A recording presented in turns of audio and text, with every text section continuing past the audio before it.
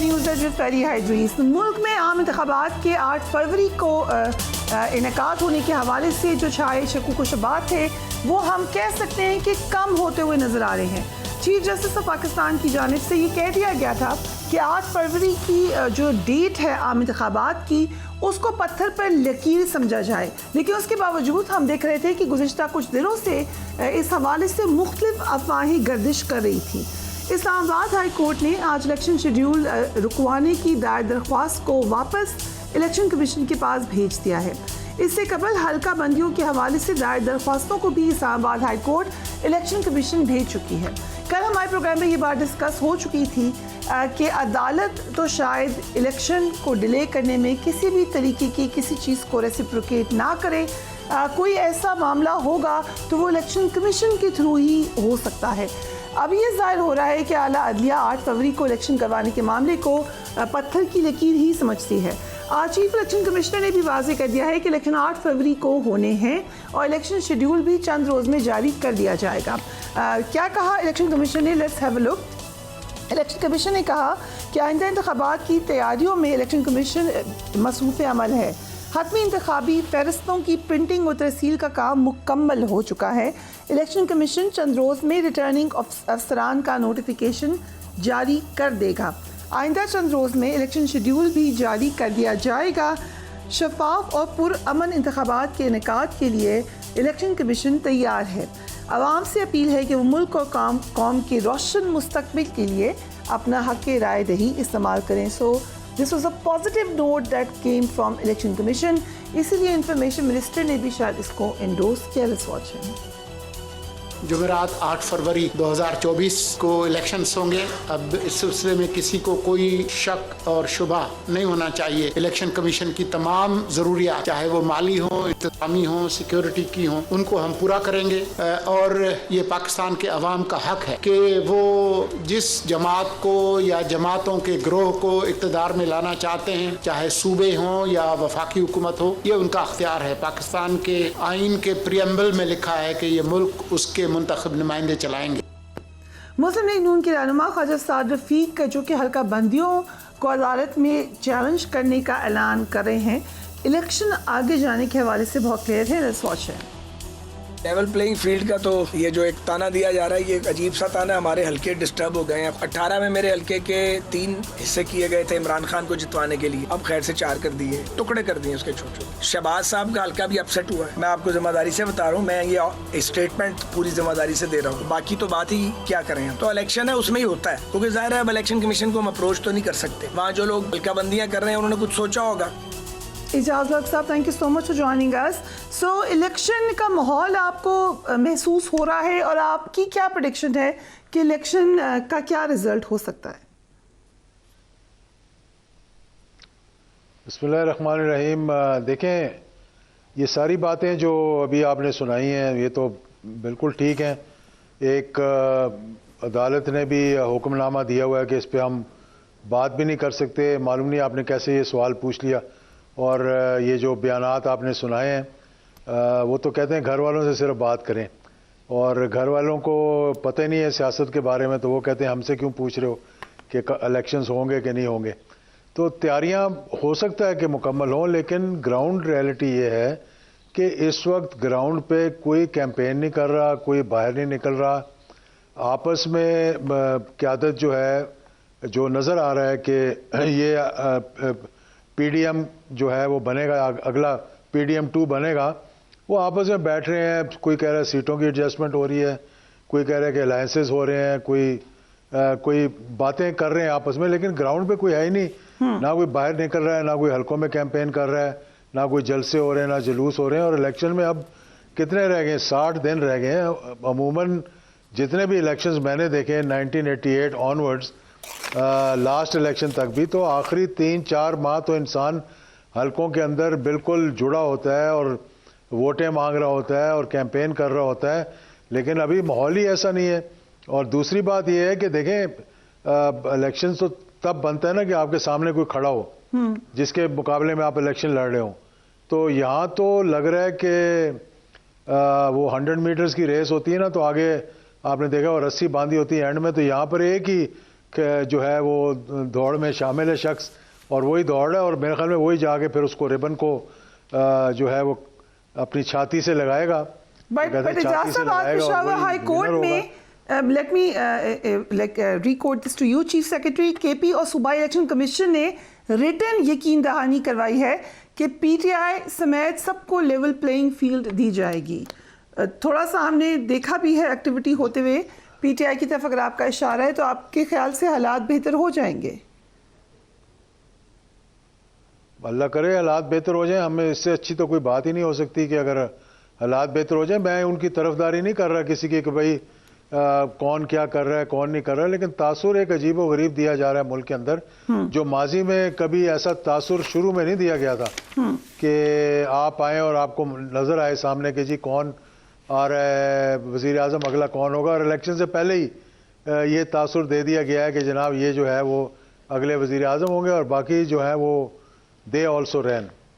Right. سو ایک اور بات جو ہم نے پچھلے کچھ دنوں میں دیکھی, پیپلز پارٹی کے اندر تھوڑی سی چپکلش نظر آئی تھی, لگا کہ وہاں پہ بھی مزاحمت مفاہمت کی ڈیبیٹ ہو رہی ہے. آج بلاول بھٹو نے پھر وہی بات کی جو کئی دنوں سے کر رہے ہیں. لیٹس واچ ہم.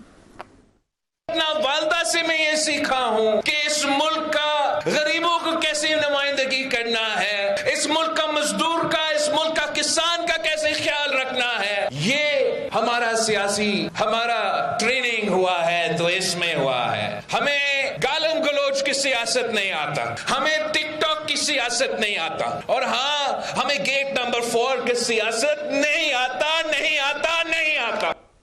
نصر اللہ ملک صاحب, thank you so much for being on the programme.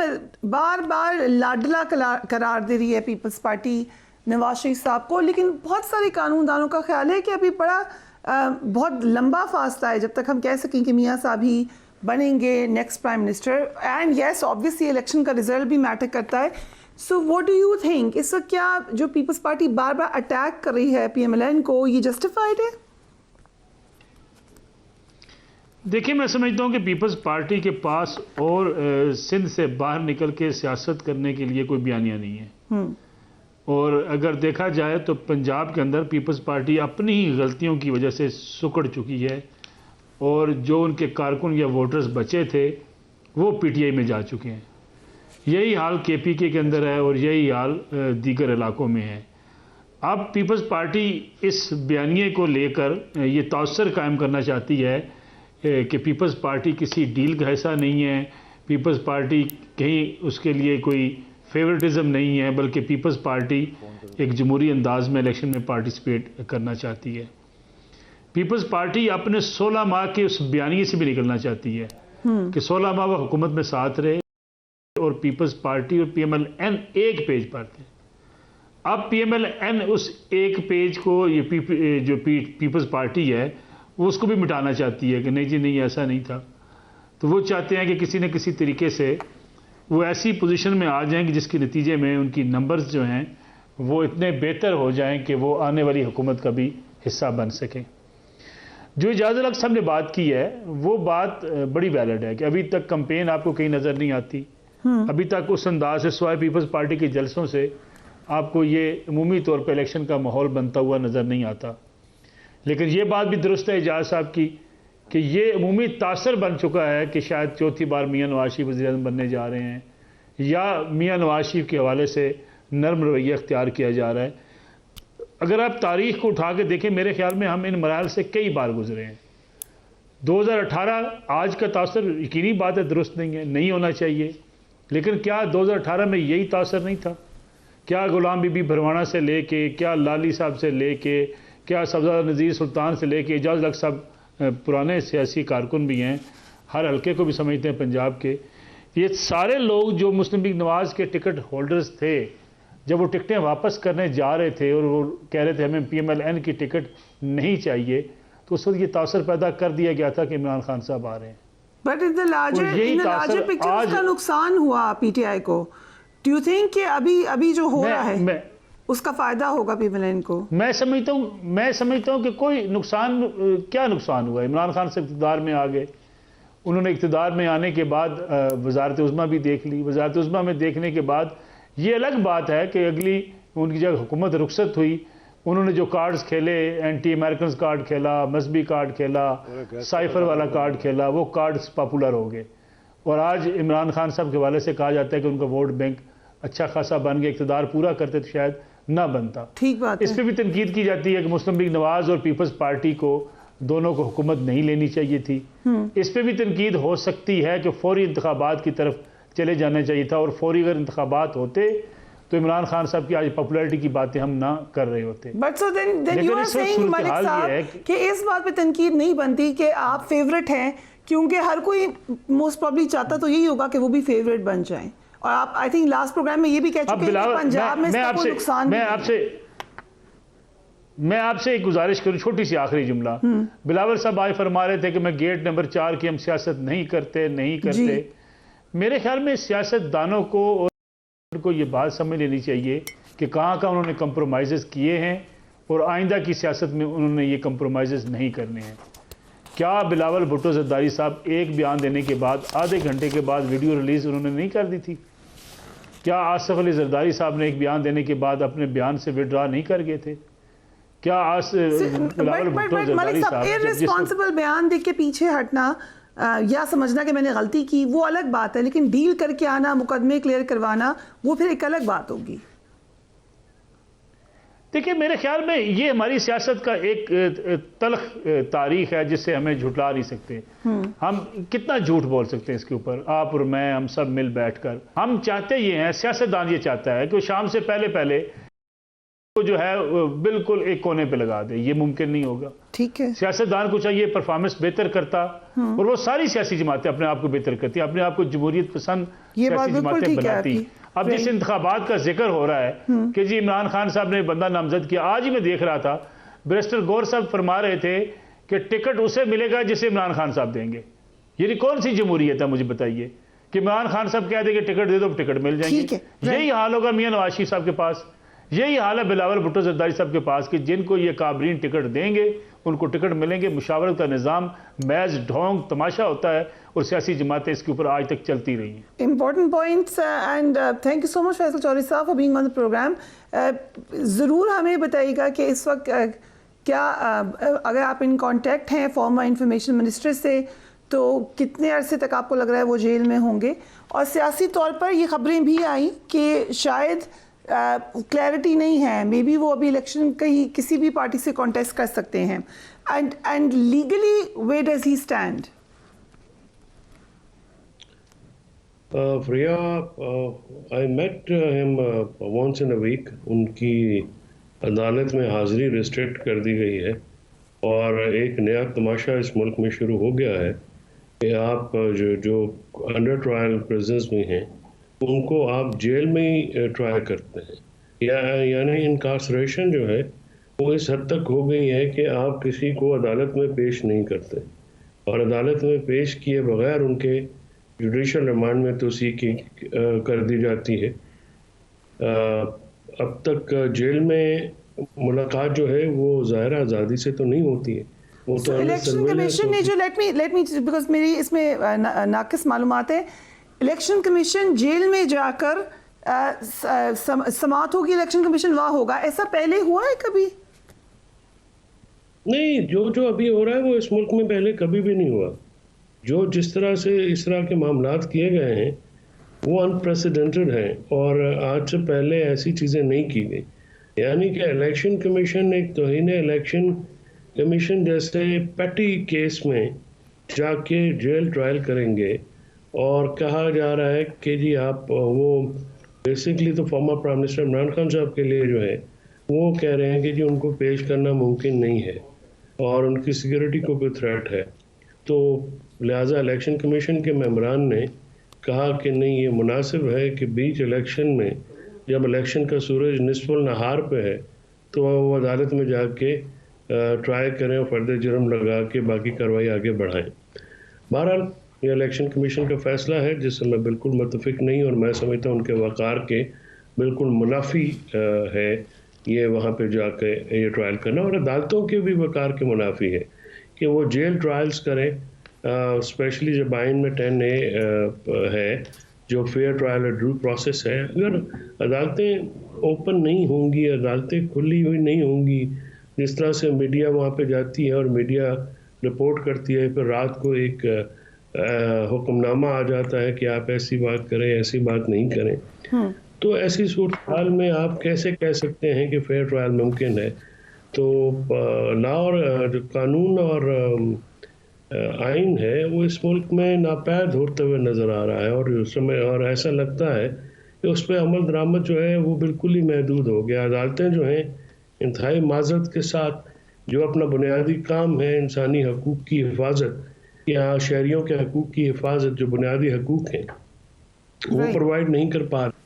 ठीक, और जिस तरह से ट्रायल्स की हैसियत चलाए जा रहे हैं, ये आइन और कानून के बिल्कुल मुनाफी हैं, और इनकी कोई किसी किस्म की दुनिया में, क्योंकि आप आजकल आग बहुत ज़्यादा लग चुकी है, आप वहाँ पे बात नहीं हो रही, लेकिन ये एक अफसोसनाक सूरत हाल है। Right, will take a break. उसके बाद आज इस्लामाबाद हाई कोर्ट ने अल अज़ीज़िया रेफरेंस में दोबारा समाअत अदालत को भेजने की इस्तदा मुस्तरद कर दी है।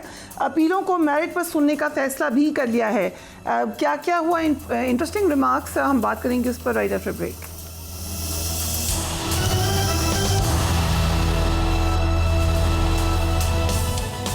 Welcome back. अल अज़ीज़िया केस में नवाज शरीफ को क्या सज़ा हुई थी फॉर्मर प्राइम मिनिस्टर को, हम उस पर एक क्विक नज़र डालते हैं।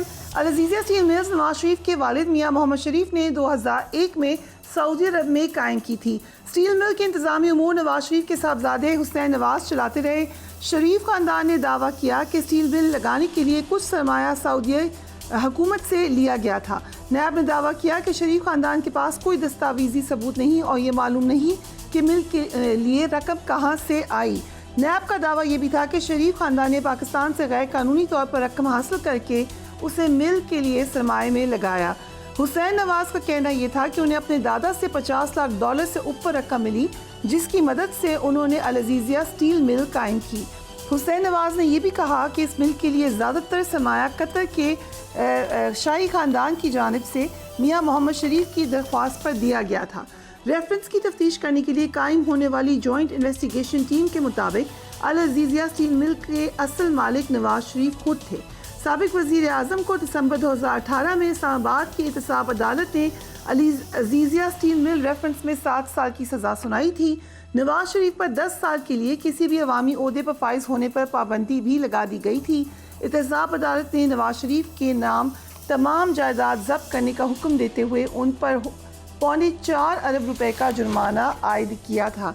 नैब ने अल अज़ीज़िया स्टील मिल केस में नवाज शरीफ को दी गई सज़ा को कल अदम करार देकर सज़ा में इजाफे की दरख्वास्त दायर कर रखी थी। मलिक साहब, अभी तक हमने देखा है कि नवाज शरीफ साहब को रिलीफ ही मिल रहा है। ओके, वेलकम टू मलिक साहब इन a while, so welcome to you Faisal Chaudhary साहब। अब आप क्या होता हुआ देख रहे हैं इस मुकदमे में, क्या कौन कौन सी डायरेक्शन में ये जा सकता है? ये एक ही डायरेक्शन में जा रहा है और उसी डायरेक्शन में जाएगा। एक ही डायरेक्शन है, रिवर्स डायरेक्शन। मैं नवाज शरीफ साहब की इजाज़त हक साहब ने जैसे कहा कि उनका तासुर जो है, और ये तासुर से बात आगे चली गई है, जिस तरह से अदालतों ने उनको फैसिलिटेट किया है, जिस तरह से अदालतों में उनके केसों को रिवर्स किया गया है, जिस तरह से उनको एक जिस फिर पीपल्स पार्टी का वो लकब जो उनको लाडला का वो देते हैं, उसमें क्या अमर माने है या क्या चीज़ जो है वो उसको देख के आपको लगता है कि वो गलत है। ये एहतसाब अदालत की तरफ वापस जाता हुआ देख रहे हैं आप? ये अदालत की तरफ से ये तो वज़ीर आज़म हाउस की तरफ जाते हुए नज़र आ रहे हैं मुझे नवाज शरीफ साहब। आप अदालत में जो है ये केस है अज़ीज़िया रेफरेंस में, आज जो सबसे बड़ा एक देखिए यू टर्न है ये तो है कि उस वीडियो की बुनियाद पे, जिस बुनियाद पे मरियम नवाज शरीफ ने यह बयानिया बनाया कि ये केस जो है कॉम्प्रोमाइज प्रोसिक्यूशन था और ये था और वो था, और जो जज है आज उन्होंने इनकार कर दिया उस वीडियो के ऊपर प्रोसीड करने की। उसकी वजह ये है कि उनके ऊपर सवाल आना था कि ये वीडियोज़ आपने हासिल कैसे की। फिर अरशद मलिक साहब मरहूम जो हैं, जब वो नौकरी से निकाले गए तो 2-4 दिन पहले मेरी उनसे मुलाकात हुई, तो उन्होंने मुझे ये सारी स्टोरी सुनाई कि कैसे वीडियो कहाँ पे हुई, किस तरह सारा, तो वो एक इंटरेस्टिंग किस्सा है, फिर किसी वक्त जो है वो शेयर कर सकते हैं। تو جس طرح سے ان کو ٹریپ کیا گیا یا جس طرح سے ان کا معاملہ کیا گیا، تو وہ یہ ساری باتیں جو ہیں سامنے آنی تھی. لہٰذا آج جس بات پہ عزیزیہ ریفرنس ہے وہ کہا گیا کہ جی وہ جس کی ویڈیو دکھا کے یہ کیا گیا وہ کیا گیا، تو حیران کن طور پہ نواز لیگ کو سے بیک ٹریک کر گئی ہے، ریٹریٹ کر گئی. ویڈیو کے حوالے سے بالکل، لیکن یہ ایکسپیکٹڈ بھی تھا. اکثر لیگل ایکسپرٹس کہے تھے کہ وہ عدالت میں شاید نہ لے کر جائیں اس کو. It was more for press consumption. So it was never a truthful thing. یعنی اس میں سچائی پہ مبنی بات نہیں تھی، اس کا مطلب یہ ہے. اور صرف جو ہے میڈیا گیمکری کے لیے جو ہے اس کو یوز کیا گیا اس پروٹیکسٹ کو. باقی میرٹ پہ دیکھیے، اگر آپ کہیں بھی جا کے سرمایہ لگاتے ہیں، پاناما کیس جو ہے یہ آج کل ایک نیریٹو بن رہا ہے، بٹ وہ کبھی بھی کوئی پاکستانی میڈیا نے تو اچھالا نہیں تھا. وہ تو انٹرنیشنل پریس میں سے ایک انٹرنیشنل جرنلسٹ کنسورشیم تھا، انہوں نے یہ لائے اور پھر ایک جرمن اخبار میں چھپا، وہاں سے یہ نام آئے. نام کے بعد پھر عدالتوں نے نہ صرف پاکستان میں مختلف دنیا کی مختلف عدالتوں میں یہ کیسز چلے، اور اس کی کوئی جسٹیفیکیشن نہیں دے سکے تھے میاں صاحبہ، نہ تب دے سکے ہیں. آج بھی 4 سال وہ انہی پراپرٹیز میں رہ کے واپس آئے ہیں، تو کوئی سوال نہیں پوچھا جا رہا کہ وہ آپ انہی پراپرٹیز میں رہیں، وہ آئی کہاں سے ہیں، یا ان کی آپ منی ٹریل دے سکتے ہیں یا جو بھی ہے. تو وہ نہیں دے پائے، وہ سیٹسفیکٹری منی ٹریل نہیں ہے. آج بھی آپ ریکارڈ دیکھیں گے وہ 10 والیومز مذاق تھا، اور اگر آپ واپس لیتے ہیں تو پھر نیب کو جرمانہ کیوں نہیں کیا گیا ہے؟ That's a very important question, کیونکہ نیب کو ہم نے پاناما کیس میں بھی بہت زیادہ ان کے اوپر دیکھا کہ کرٹیسزم ہوا، دوبارہ پھر کرٹیسزم ہوا، چاہے وہ بالکل پولز اپارٹ پوزیشن لے، کرٹیسزم ان پہ ضرور ہوتا ہے. اعجاز الحق صاحب، آپ بڑے اچھے طریقے سے نواز شریف صاحب کو جانتے بھی ہیں، آپ نے ان کے اپس اینڈ ڈاؤنز بھی دیکھے ہیں. What do you think 4th time prime minister بنیں گے نواز شریف صاحب؟ دیکھیں اس میں کیا بات کر سکتا ہوں. آپ سارا 22 کروڑ عوام کو سمجھ رہے ہیں کہ یہ کوئی گائے بھینسیں ہیں، ان کو کچھ سمجھ ہی نہیں آ رہی. ابھی ملک صاحب بتا رہے تھے بڑی اچھی بات ہے کہ وہ ایک پیج کو ختم کرنا چاہ رہے ہیں، گیٹ نمبر 4 کی طرف ہم دیکھتے نہیں ہیں. جھوٹ اتنا بولتے ہیں کہ میں سمجھتا ہوں کہ ہمیں تو یہاں، مجھے سمجھ نہیں آ رہی کہ میں یہاں بیٹھ کے بات کس طرح کروں. اسی لیے میں پروگرام ذرا کم کر دیے دیکھنے کے لیے. جب 9 اپریل کو حکومت رجیم چینج ہو رہا تھا، یہ کون سے گیٹ کے اندر اور باہر بیٹھ کر باتیں کر رہے تھے اس وقت؟ کس کے کہنے پہ کھڑے ہو رہے تھے، کس کے کہنے پر بیٹھ رہے تھے؟ تو آج یہ کہہ رہے ہیں، اور پھر 16 ماہ کو یہ اس سلیٹ کو صاف کرنا چاہتے ہیں. جتنا اس ملک کے ساتھ تباہی ہوئی، جتنا بے روزگاری، مہنگائی ہوئی، we are almost on the verge of bankruptcy. Who is responsible for that? آج یہ کھڑے ہو گئے تقریریں کرتے ہیں جی ہم تو ایک دوسرے پہ، مطلب وہی نورا کشتی کہہ لیں نا اس کو آپ. یہ نورا کشتی ہو رہی ہے سب، اور ہم اس میں تماشائی ہیں سارے. ہم دیکھ رہے ہیں کھڑے ہو کر جناب کہ یہ بات کر رہے ہیں کس طرح سے. بٹ آپ نے رول آؤٹ نہیں کیا، آپ نے کہا انٹائرلی، آپ نے یہ نہیں کہا کہ نہیں بنیں گے، بن تو سکتے ہیں. It's entirely possible. First time, second time, third time بنے ہیں تو 4 ٹائم بھی بن سکتے. میں یہ بتا رہا ہوں کہ میری یہ خواہش ہے کہ جس طرح جو ہم نیریٹو دیکھ رہے ہیں، جو ہم یہ چیزیں جو سیکوینس دیکھ رہے ہیں، اس کے بعد ان کو بنا دینا چاہیے. Let him run the country for the 4th time and let see what miracles he can create for the country. دیکھ لیتے ہیں ہم، اس دفعہ بھی دیکھ لیتے ہیں، بنا دیں بشک، ہمیں تو کوئی فرق نہیں پڑتا. ملک اگر جو اس کے ملک کے جو میں سمجھتا ہوں کہ جن کی رسپانسبلٹی ہے، اگر وہ سمجھتے ہیں کہ this is the best the option for the country, تو میری طرف سے 1 مرتبہ نہیں 100 مرتبہ کسی کو پرائم منسٹر بنا دیں. لیٹ ہم ڈیلیور. بٹ یہ اس میں نہ لے کر جائیں ہمیں. یہ بھی تو پھر ٹرم بھی تو نہیں پوری ہوتی، اس دفعہ پھر ٹرم بھی پوری کرنی. ٹرمز بھی پوری کر چکے ہیں بہت لوگ، 13 سے 18 تک بھی ٹرم پوری کر لی تھی. پارٹی تو وہی تھی نا. تو اس طرح تو 2 پیپلز پارٹی کے بھی 2008 سے 13 تک چینج ہوئے تھے وہ. لیکن میں یہ کہہ رہا ہوں کہ اگر یہی ایکسرسائز کرنی ہے جو سیکوینس ہم دیکھ رہے ہیں، تو why are you spending 75 billion rupees of this country taxpayer کا to take them through this exercise? اور پھر ہر جو کینڈیڈیٹ ہے، اربوں روپے تو انہوں نے اکٹھے کر لیے ٹکٹوں میں. 3-3 لاکھ روپے ایم این اے سے، 1-1 لاکھ روپیہ. دیکھ لیں کتنے لوگوں نے اپلائی کیا ہے، روز بتاتے ہیں کتنا پیسہ اکٹھا کریں. پھر جس کو ٹکٹ دیتے ہیں اسے 10-12-15 کروڑ रुपए लेते हैं, तो ये क्यों हम इस मुल्क को इस अजियत से गुजार रहे हैं Right. जब हमें एंड रिजल्ट ही पता है? तो राइट मलिक साहब, आपने कहा था मेरे प्रोग्राम में सबसे पहले कि इट्स नॉट, आपको अभी मुश्किल लग रहा है नवाज शरीफ साहब का प्राइम मिनिस्टर बनना। अब दोबारा डिबेट शुरू हुई है, ये अभी भी हिकअप्स हैं नवाज शरीफ साहब के प्राइम मिनिस्टर बनने में। लीगली तो हमें कुछ नज़र आ रहे हैं, लेकिन हमने देखा कि पिछले हिकअप्स बड़ी आराम से ख़त्म हो गए, तो ये भी ख़त्म हो सकते हैं। बट क्या कोई पॉलिटिकल या कोई नॉन पॉलिटिकल हिकअप्स हैं? देखिए, मैं समझता हूँ ये कहना कि मियाँ नवाज शरीफ वज़ीर आज़म बन जाएंगे 100%, ये मुमकिन नहीं है। पाकिस्तान के सियासी हालात बदलते हुए देर नहीं लगती। फिर अभी इलेक्शन का प्रोसेस होना है, इलेक्शन के बाद कौन कितनी नशस्तें जीत कर किस हैसियत में असम्बली में आते हैं, इस सारी सूरत हाल का तब पता चलेगा जब 8 फरवरी के इलेक्शन हो जाएंगे। अगर मुस्लिम लीग नवाज देते कि अभी से कहना शुरू हो गई है, अगर हमें सादा अक्सरियत ना मिली तो मियाँ नवाज शरीफ अपोजिशन में बैठ जाएंगे, वो अपोजिशन लीडर बन जाएंगे। तो मेरे ख्याल में मुस्लिम लीग नवाज भी ये समझती है कि अगर वो इतनी नशिस्तों के साथ हुकूमत में नहीं आती तो फिर शायद आने वाली हुकूमत भी उनके लिए चलाना बड़ा मुश्किल होगा।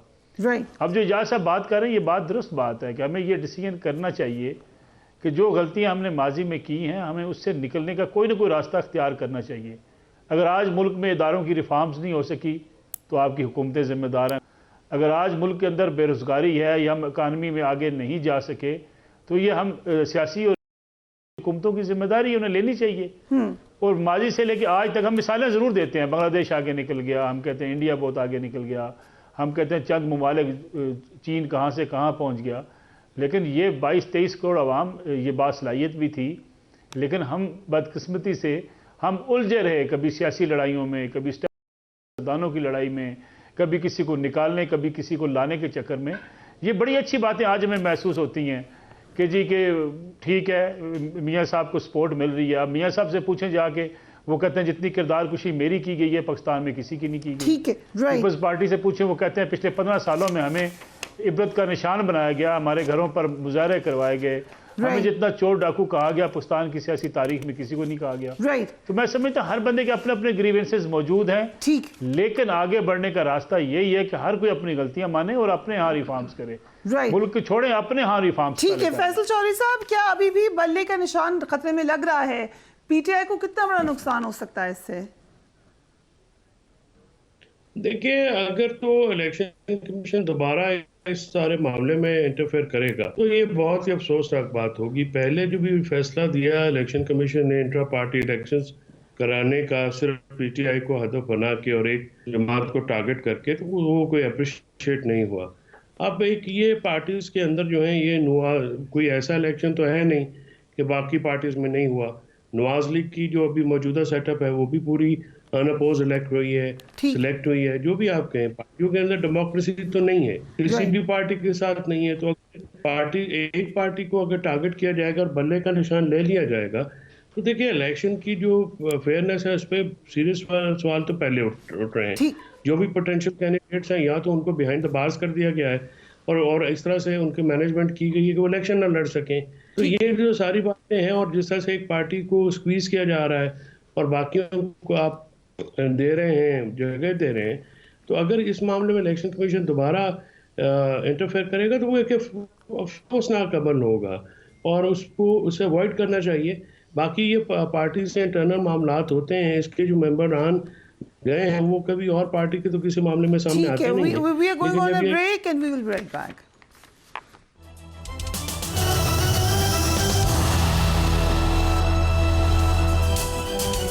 And welcome back. साबिक वज़ीर-ए-आज़म ज़ुल्फ़िकार अली भुट्टो को अदालत से फांसी देने के खिलाफ सदारती रेफरेंस पर 12 दिसंबर बरोज़ मंगल को समाअत होगी। चीफ जस्टिस पाकिस्तान काजी फ़ाइज़ ईसा की सरबराही में 9 रुकनी लार्ज बेंच केस की समाअत करेगा।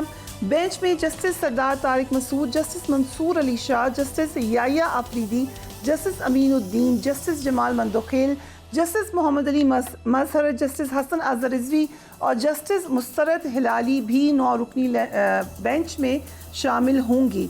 हम ये क्लैरिफाई भी कर दें कि ज़ुल्फ़िकार अली भुट्टो को फांसी देने के फैसले के खिलाफ जो सदारती रेफरेंस था उसमें अब तक 6 समाअतें सुप्रीम कोर्ट में हो चुकी हैं। ये रेफरेंस साबिक सदर आसिफ अली ज़रदारी ने 2 अप्रैल सन 2011 को सुप्रीम कोर्ट में भेजा था। एजाज लक साहब, how do you look at this? आपकी क्या राय है?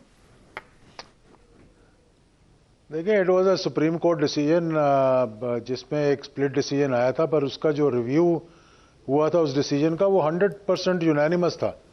तो how can you open a case where there has been a unanimous decision on review?